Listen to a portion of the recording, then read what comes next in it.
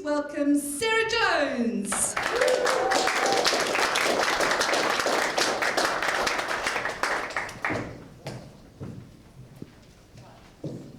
So, let's just do a bit of thinking to start with.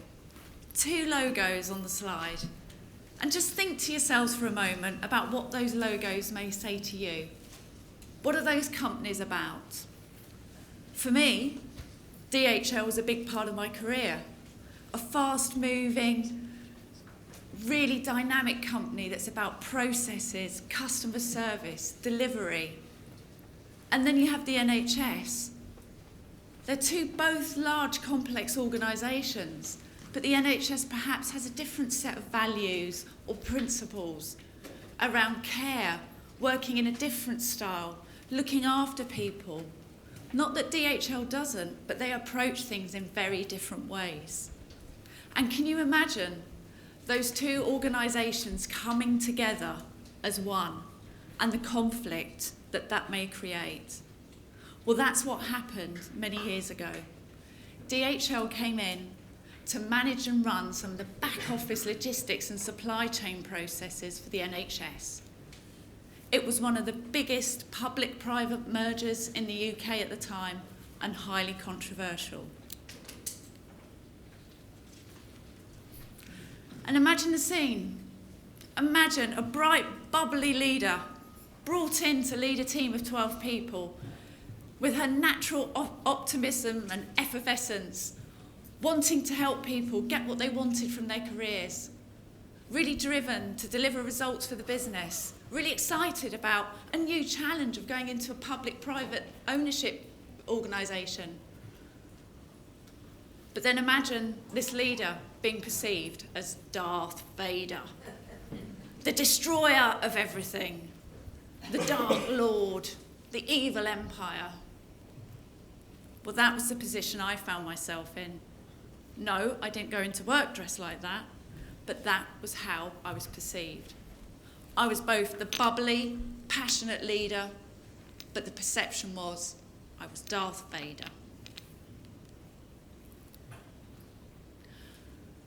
I'd had many years of experience navigating new teams, mergers, acquisitions. I'd been in a boardroom. I'd been the only woman in a boardroom in my early 30s going, oh my goodness, you're going to have to wing it now, Sarah. So I'd been there. I'd been in the hot seat. I had loads of tools, techniques and training that I had at my disposal. So again, I was still optimistic about my ability to bring this team along with me on this exciting journey. I was passionate about the NHS. The NHS has helped my family, as I'm sure it has many people in this room. It's a wonderful organisation. And I was passionate about my team coming together to really improve what we could do for that organisation using DHL processes. So I got my toolkit together, and I realised I was going to have to adapt my approach, that I was coming into a very different culture, and there was a culture of change that was going on as well. So I organised team away days. And when I say team away days, I don't mean building rafts or baking cakes. I mean actually getting to know each other, taking the time, slowing down the DHL part of the organisation to really understand how we bring together our cultures and personalities. How do we work together as a team? How do you like to work? How do you like to be communicated with? How do you work under pressure? We did all these profiling tools. I had meaningful one-to-ones with the team. I understood a lot about what was going on in their private lives and where they saw their careers moving and aligning with their private lives. That was very important to me. I've always been passionate about people wanting to grab life with both hands, and work is such an important part of life. I want people to enjoy themselves at work. So I took the time to do that, for us to understand each other. And that's a lot of the work that I do now with my clients, helping them bring together teams that may be in conflict or just going through changes. We had a great time. I had buy-in when I did this with my team. We had agreement on the vision. We had agreement on some common goals that we could find as a public-private organisation. But what I realised was, and what I came to realise was, that this team had actually never been led before, so this was a huge change for them. They'd been left to their own devices, working to their own speed. They'd just been left alone for a long time. And actually, like any of us, they weren't really open to change. Some of us, many of us don't like change being done to us. There's a whole range of conflicting emotions that go on. And I understood that. I understood that from working from teams in the past. So I tried to really embrace the concept of change and the emotions they may be going through.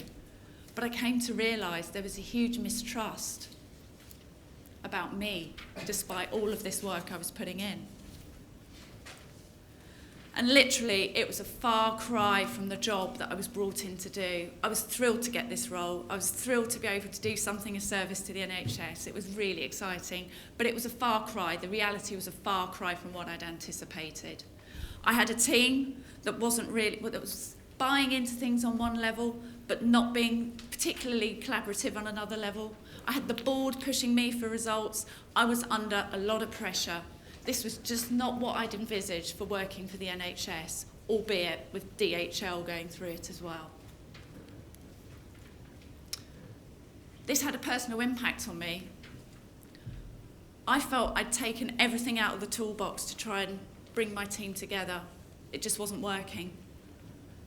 I micromanaged myself.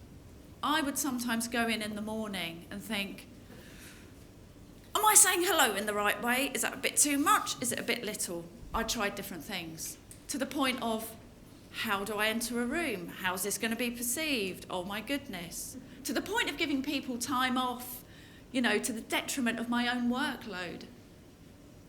I wasn't sleeping. I wasn't looking after myself. I was stressed, not exercising. And I questioned myself at every turn. What I decided to do was actually stop, take a deep breath. I knew that I couldn't carry on not looking after myself. What good was I going to be to the organisation or any of the team moving forward? I had to really kind of ignore that for a bit and focus on my own resourcefulness and resilience. I knew I had that in bucket loads. I'd been through mergers and acquisitions before. I went back to my coach that I'd had many years ago, and I got some help from her, some objective help. And I went through the manuals and the tools and the processes that I'd used before, and I racked my brains because I realised it was only my own resilience and resourcefulness and leading from within, from what I knew about myself and my values, that was going to help. So, I'm going to give you 3 reminders today. It's called RIP, but don't see that as a negative, see that as a positive. Rest in peace, lead in peace. The first one, resourcefulness. This goes back to resilience. I think resilience and resourcefulness, they're some of the most important attributes we can have as leaders.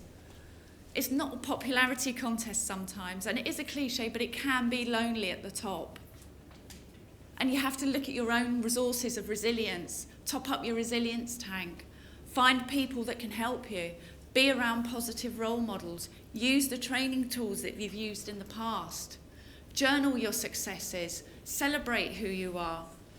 And this leads to intention. For me, this is really important in life and in leadership. What is your intention? I knew at the end of the day, my intention was to do good for the NHS, to bring those 2 organisations together and be successful. And my intention was to really help my team step up into their roles and get what they wanted from their careers, so I could hang on to that. Profiles. Again, understanding team styles, understand how you work under pressure. I know that when I'm under pressure, I speed up a bit. I have to watch that and just slow myself down and bring others along with me. That's something I've learnt along the way. So those are 3 tips I can leave you with today about how you might start to lead yourself from within. Oops, sorry. I skipped the slide, but anyway. Leadership is not about strategy. It's about people, it's about relationships.